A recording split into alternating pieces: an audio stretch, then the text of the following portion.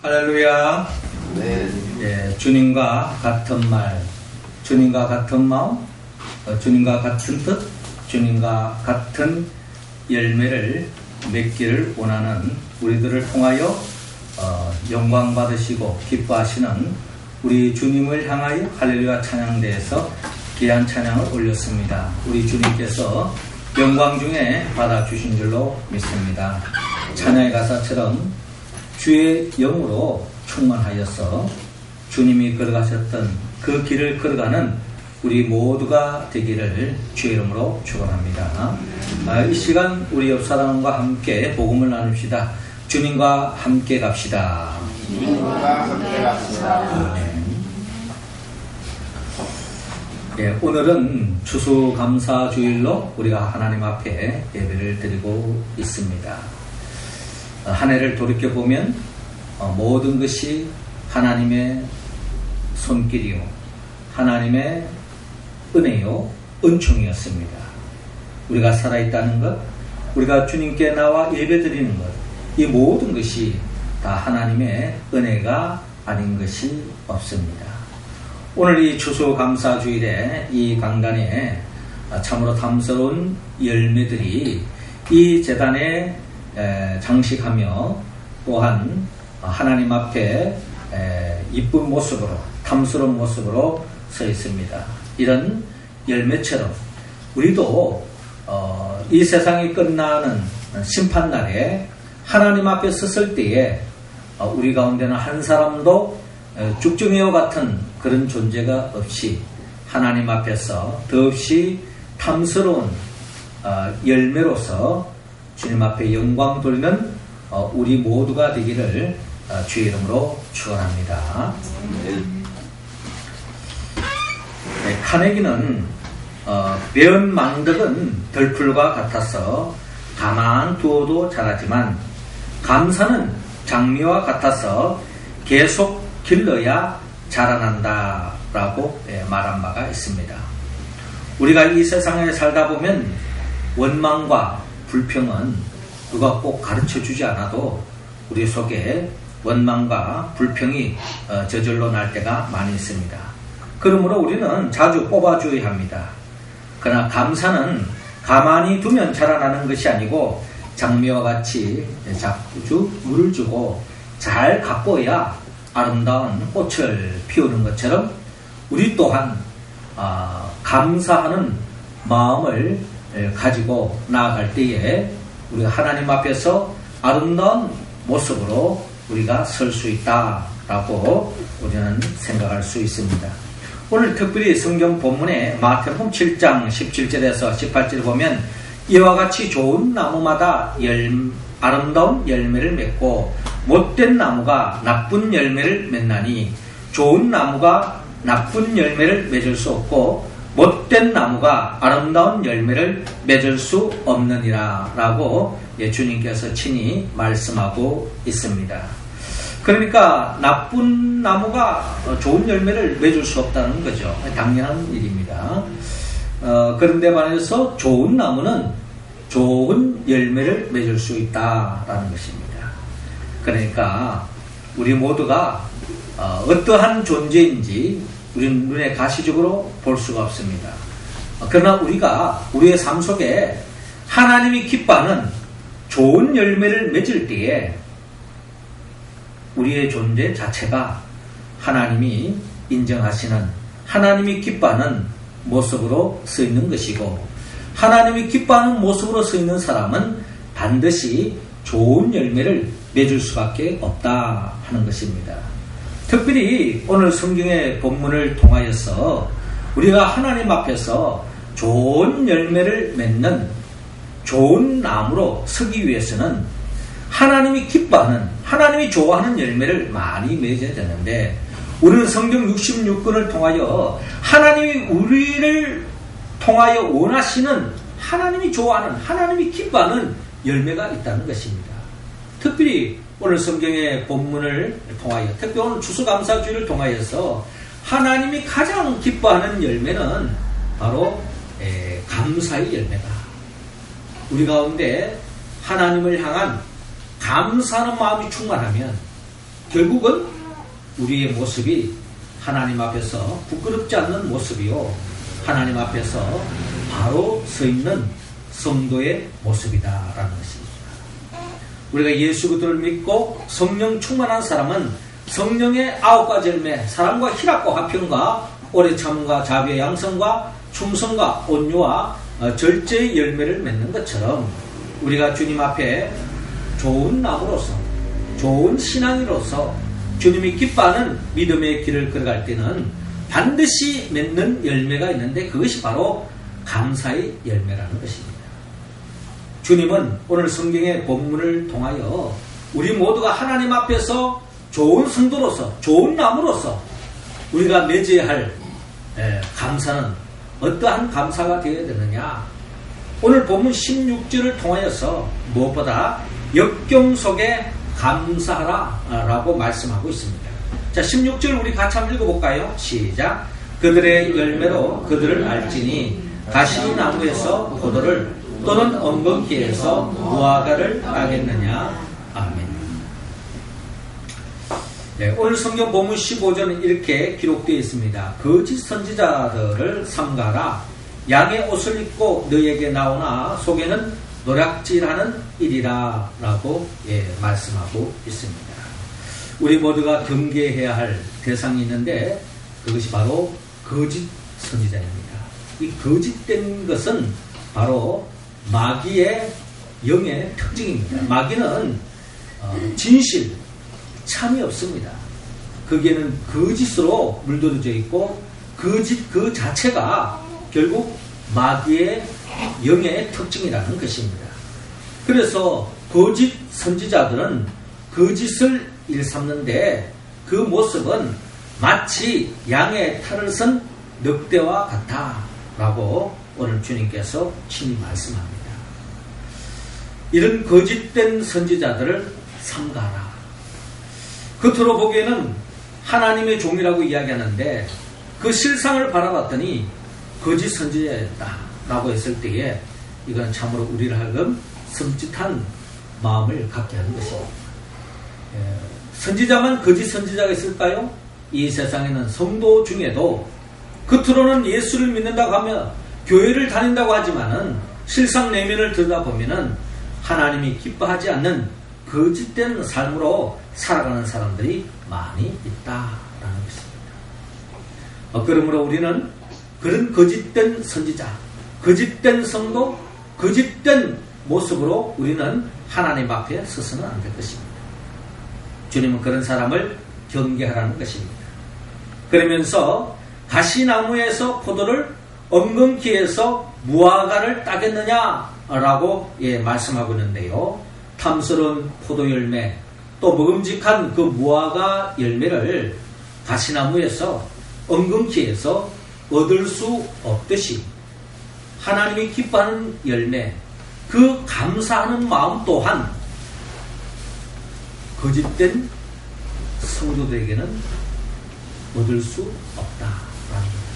거짓된 성도, 거짓된 선지자, 하나님 앞에 나쁜 성도는 결국에는 감사하는 마음이 없다. 이제 이렇게 우리가 생각할 수도 있는 것입니다. 반대로 하나님 앞에 바로 서는 사람은 어떠한 삶의 자리에서도 감사하는데, 특별히 오늘 성경의 본문을 통하여 우리가 헤아려 본다면 거짓된 선지자는 어떤 특징을 가지고 있는가 하니, 요한복음 10장에 보니까 삭군 목자가 있다 그래요. 삭군 목자는 거짓된 선지자와 같은 맥을 이루고 있는데, 이 삭군 목자의 특징은 양을 양치기를 하다가 이 목자가 어려움이 상하면, 사자가 나타났다든지 곰이 나타나면 양을 돌보는 데에 힘쓰지 않고 자기 목숨 살리기 위해서 양은 어떻게 되든 간에 도망가버리는 그 목자가 삭군 목자는 겁니다. 그러니까 어려움에 처하면, 역경에 처하면 그 속에서 하나님을 저버리고 또한 제 갈 길로 가는 사람, 이러한 사람이 바로 삭군 목자요, 거짓된 선지자요, 거짓된 성도들이다. 성도들 가운데도 모든 일들이 자기 원하는 대로, 자기 바라는 바대로 이루어지면은 하나님을 잘 믿는 것 같지만 조금이라도 어려움이 오고 역경이 오고 힘든 일이 생기면 주님을 저버리고 세상 쫓아가는, 세상 재미에 빠져버리는 성도들이 많이 있다는 겁니다. 그렇기 때문에 이 사람이 정말 좋은 성도냐 나쁜 성도냐 하는 그 갈림길은 이 사람이 어떠한 상황 속에도 감사하느냐인데, 특별히 역경 속에서도 감사하는 사람, 이 사람이 바로 진실된 신앙인이다 하는 것을 우리는 헤아려 볼 수 있습니다. 16세기에 일본의 무왕 중에 다다오키 호사카오라고 하는 왕이 있었는데, 이 무왕이 신하가 하루는 찾아와서 왕이 생각하는 정말 좋은 신하는 어떤 사람이라고 생각합니까? 라고 그렇게 물어본 적이 있습니다. 그때 다다오키 이 무왕은 이렇게 대답합니다. 아카시아만의 불과 같은 사람이다 라고 그는 이야기했습니다. 아카시아만의 불과 같은 사람, 불과 같은 사람은 뭔가를 우리가 헤아릴 수 있는데, 이 아카시아만의 이 굴이라고 하는 의미는 이 아카시아의 이 만은 아주 거센 바람으로 인하여서 이 거센 파도가 이 바위를, 해안가를 친다는 것입니다. 그러니까 그런 아주 거센 파도가 내리치는 그런 바위에서 자라난 그런 굴이 아주 그냥 맛있고 달콤하고 그런 굴이라는 것입니다. 사람도 마찬가지라는 거예요. 정말 누가 유능한 사람이냐?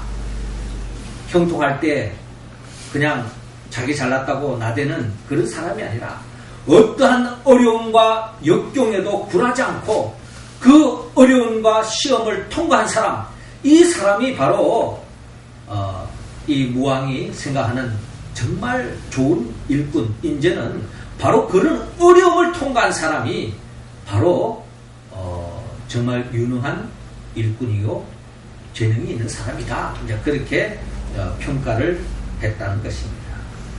그렇습니다. 유능한 사람은 어떤 역경에도 굴하지 않고 마치 7전8교 같이, 잠언서는 진정한 의인은 뭐냐?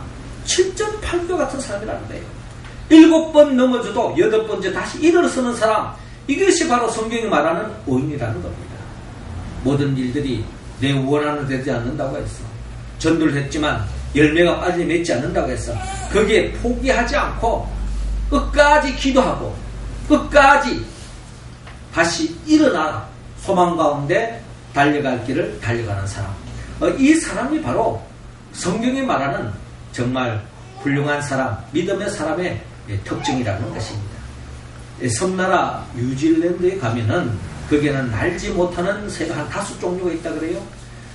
왜 이 뉴질랜드는 이 날지 못하는 새가 많을까? 라고 연구를 해봤더니 그 뉴질랜드가 너무나도 살기가 좋은 환경이라서 이 새들이 꼭 굳이 날지 않아도 먹이가 이 땅에 많이 널려져 있고, 심지어 이 뱀들도 독이 거의 없어서 거의 잡혀 먹일 일도 거의 없다는 겁니다.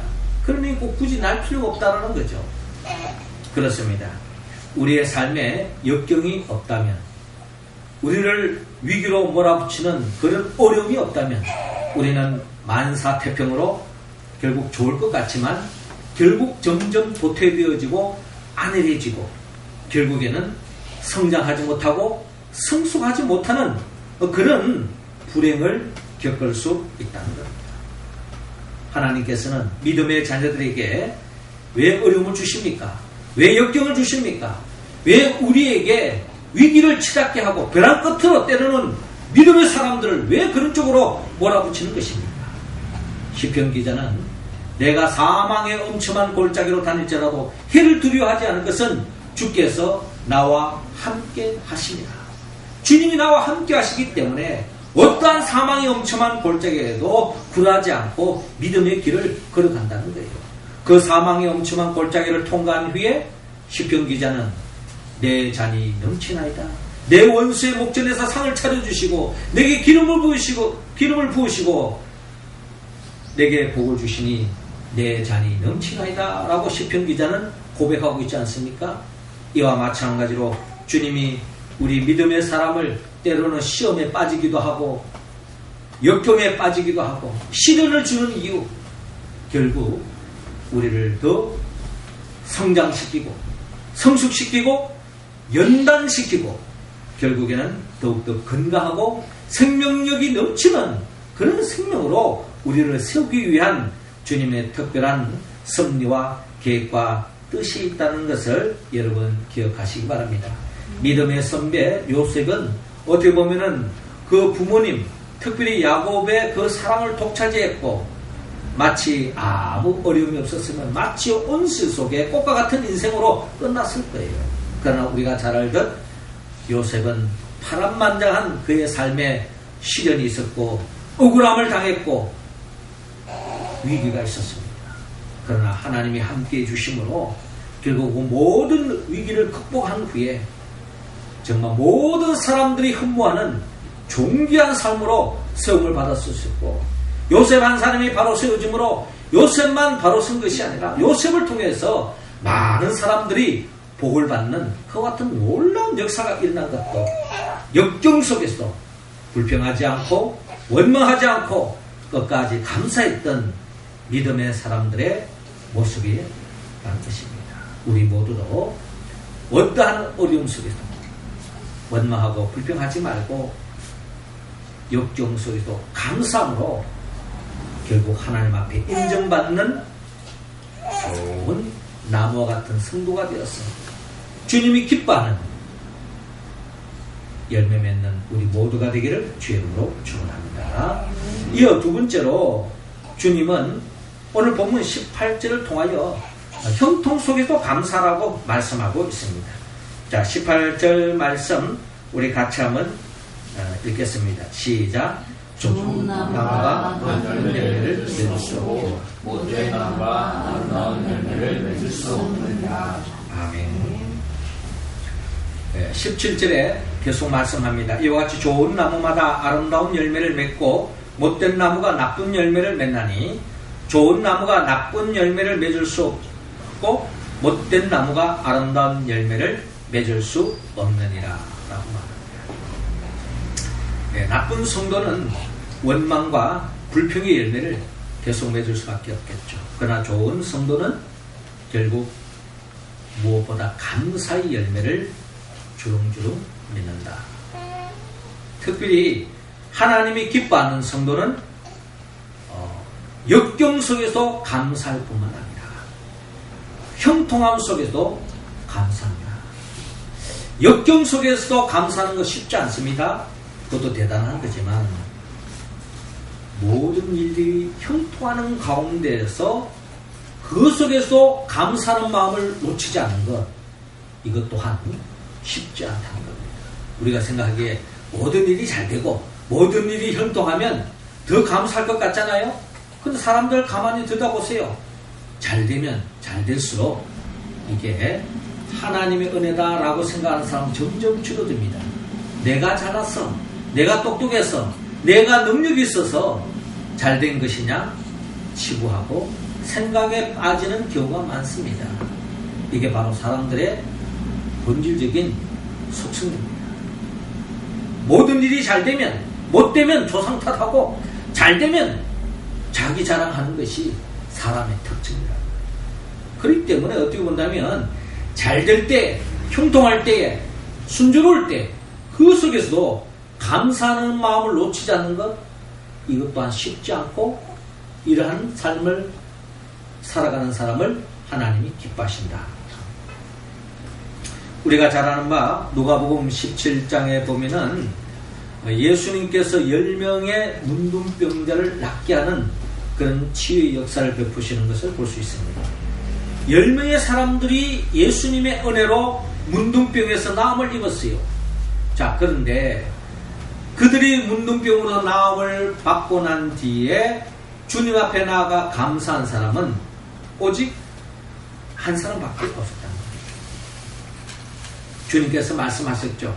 10사람이 다 깨끗함을 받지 아니하였느냐? 그 9은 어디에 있느냐? 라고 묻습니다. 10사람이 주님의 은혜로 나음을 받았다면 주님의 은혜 감사하는 마음으로 감사의 표현을 해야 할 터인데 의외로 한 사람만 왔다는 거예요. 이게 바로 우리에게 신앙의 길을 걸어가는 많은 사람들에게 상징적인 의미를 우리에게 던져주고 있습니다. 많은 사람들이 하나님의 은혜를 받았지만 거기에 감사하는 사람은 극소수에 불과하다. 특별히 잘 될 때에 또 감사하는 사람. 이 당연한 것 같은데 쉽지 않다는 것입니다. 그 10명 중에 감사했던 그 한 명을 향하여 주님께서 말씀합니다. 일어나 가라. 내 믿음이 너를 구원하였느니라 라고 말씀하고 있습니다. 주님께 감사했던 사람은 단순히 육신의 몸만 구원받은 것이 아닙니다. 문둥병에로부터 치유받는 구원만 맛본 것이 아니라 내 믿음이 너를 구원하였다 하는 이 말씀은 육신의 몸과 함께 내 마음과 정신과 내 영혼이 구원을 받았다. 하나님의 자녀가 되었고 영생을 얻었으며 하나님의 나라를 살아가는 천국 백성으로 인칭을 받았다는 것을 의미하고 있습니다. 그렇습니다. 우리가 어떤 상황에 특별히 잘 될 때에 감사하는 사람, 이런 사람은 하나님께서 더 큰 복을 더해 주신다는 것을 여러분 믿으시기 바랍니다. 이어 마지막으로 주님은 오늘 본문 20절에 결론적으로 모든 일에 감사라고 말합니다. 20절 같이 읽습니다. 시작. 이러므로 그들의 열매로 그들을 알리라. 아멘. 자, 19절에 아름다운 열매를 맺지 않은 나무마다 찍혀 불에 던져지느니라. 이러므로 그들의 열매로 그들을 알리라. 아름다운 열매를 맺지 아니하는 나무마다 찍혀 불에 던져진다. 주님이 기뻐하는 열매를 맺지 않으면 뭐 어쩔 수 없는 게 아니냐라고 생각에 젖을 수 있습니다만은, 그러나 주님이 원하는 아름다운 열매, 감사하지 않는 사람은 결국 주님께서 나무마다 찍혀 불에 던져진다. 심판의 대상이 될 수밖에 없다는 겁니다. 그러므로 우리가 감사는 어떤 선택의 여지가 있는 것이 아니라 믿음의 사람이라면 반드시 감사하는 삶으로 나아가야 한다. 주님이 기뻐하는 열매, 범사에 감사하는 삶으로 나아가기를 주님은 원하고 있습니다. 윌리엄 로는 최대의 성자는 고행이나 금욕하는 자가 아니라 어떤 환경에도 감사하는 사람이다 라고 말하고 있습니다. 어떤 환경에도 어떻게 감사할 수 있을까? 우리의 현실은 좋고 나쁨이 항상 공존합니다. 사람도 마찬가지예요. 좋은 점이 있으면 나쁜 점이 있다는 겁니다. 어떤 환경에도 좋은 점이 있고 나쁜 점이 있어요. 우리 한국 땅에 사는 것도 좋은 점이 있고 나쁜 점이 있을 거예요. 그러나 외국에 나가면 나쁜 점도 있지만 나쁜 것만 있는 게 아니고 좋은 점도 있습니다. 모든 사람이든 어떤 환경이든 다 좋은 점이 있고 나쁜 점이 있어요. 그래서 루터는 이런 말을 했습니다. 선한 사람은 있는 것을 생각하고 감사하지만 악한 사람은 없는 것을 생각하고 불평한다 라고 이야기한 바가 있습니다. 하나님이 기뻐하는 사람은 결국 있는 것을 생각하고 감사한다는 거예요. 그러나 악한 사람은, 나쁜 사람은 없는 것을 생각하고 불평한다. 사람도 다 좋은 점과 나쁜 점이 공존합니다. 제가 보는 사람은 제 자신을 들여다볼 때도 좋은 점이 50%, 나쁜 점이 50% 있는 거예요. 근데 우리는 때로는 그런 이야기 하잖아. 저 사람 참 좋은 사람이다. 그거는 콩깍지 같은 거예요. 100% 좋은 사람은 존재할 수가 없습니다. 예수님 외에는 모든 사람은 다 장점 50%, 단점 50%는 누구나 가지고 있습니다. 예. 이런 말에 여기 좀 받아들이지 못하는 사람 몇 분 있는 것 같은데, 섭섭하더라도 어쩔 수 없습니다. 제가 보는 분은 다 그래요. 장점 50%, 단점 50%. 그 믿음의 사람은 뭐냐? 그 사람의 단점을 가지고 계속 들춰내다 보면 끝이 없습니다. 결국 그 단점만 보다 보면 내 자신의 영혼이 병들어지고 내 자신이 점점 더 쇠약해질 수밖에 없는 겁니다. 그 사람의 장점을 보는 사람, 그 사람이 바로 행복한 사람이요. 장점을 보는 사람, 감사하는 마음이 더 커지고 더 행복으로 충만될 수 있다라는 것입니다. 예, 18세기의 가장 유명한 기도의 사람 로는 이런 말을 했어요. 만약에 어떤 사람이 인생의 행복과 만족을 찾는 가장 빠르고 확실한 방법이 뭐냐고 묻는다면 그 사람에게 어떤 사건이 일어나든지 그 사건에 대해서 무조건 하나님께 감사하고 찬양하라고 대답하겠다라고 말한 바가 있습니다. 하나님을 믿는 사람만이 가능한 이야기죠. 하나님의 존재를 인정하지 않는 사람, 어떻게 우리가 만사에 감사할 수 있습니까? 불평을 누를 때가 얼마나 많습니까? 세상은요, 우는 아이 젖준다고 하는 논리가 적용되는 세상입니다. 가만히 있으면 안 챙겨줘요. 대모하고 목소리를 높이고 우는 아이 젖주는 식으로 이 세상 그림이 그렇다는 거예요. 그래서 마귀는 우리에게 자꾸 부추깁니다. 자꾸 원망해라, 불평해라, 불만을 이야기해야 뭔가 충족되어진다. 그러나 허기진 배는 채워줄지 모르지만 그 영혼은 점점 더 병들어 간다는 것입니다. 우리는 하나님이 살아계심을 믿기 때문에 하나님의 이름으로 주님의 눈으로 감사하고 나아가면 하나님께서 우리의 삶을 더 행복으로 채워주실 줄로 믿으시기 바랍니다. 스펄지 목사님은 반딧불에 감사하는 사람은요, 하나님이 별빛을 주신다 했어요. 별빛에도 감사하는 자에게 주님은 달빛을 주시고, 달빛에도 감사하는 자에게 태양빛을 주시고, 태양빛에도 감사하는 자에게 주님은 이 세상에 경험할 수 없는 하나님의 영광의 빛을 안겨주신다고 이야기한 바가 있습니다. 우리 일상 속에서 작은 일에 감사할 수 있기를 바랍니다. 소금 없이 감자를 먹기는 참으로 텁텁합니다. 하지만 소금에 찍어 먹은 감자는 참 맛있어요. 우리의 삶도 마찬가지입니다. 감사하는 삶은 더 감칠맛이 있고 우리의 삶이 더 행복해지고 우리의 삶이 더 아름답게 펼쳐진다는 것입니다. 그러기에 하박국 선지자는 하박국 3장 17절 18절 통하여 비록 무화과 나무가 무성하지 못하며 포도나무에 열매가 없으며 감람나무에 소출이 없으며 밭에 식물이 없으며 우리의 양이 없으며 외양간에 소가 없을지라도 나는 여호와로 인하여 즐거워하며 나의 구원의 하나님을 인하여 기뻐하리라. 예, 하박국 선지자의 고백입니다. 어떠한 상황 속에도 우리가 범사에 감사하기를 원합니다. 사도 바울도요, 데살로니가서 5장 18절에 범사에 감사라, 이는 그리스도 예수 안에서 너희를 향하신 하나님의 뜻이니라 라고 말씀하셨습니다. 범사에 감사하는 사람, 하나님의 뜻을 이루는 사람이요, 너희가 그의 나라와 그의 의를 구하고 하나님의 뜻을 이루는 사람, 하나님은 복을 더해주신다고 성경은 약속하고 있습니다. 우리 모두는 역경 속에도 감사하고 또 형통할 때도 감사하고 범사에 감사함으로 하나님께 영광 돌리며 주님 앞에 인정받고 귀한 열매 맺는 복된 삶이 다 되기를 주님은 원하고 있습니다. 우리가 이 말씀에 온전히 응답할 수 있는 길은 우리의 의지로, 우리의 성품으로, 우리의 노력으로 되는 것이 아닙니다. 우리는 성령의 도움을 받을 때야만이 가능합니다. 성령은 예수 그리스도의 영입니다. 예수님은 누구죠?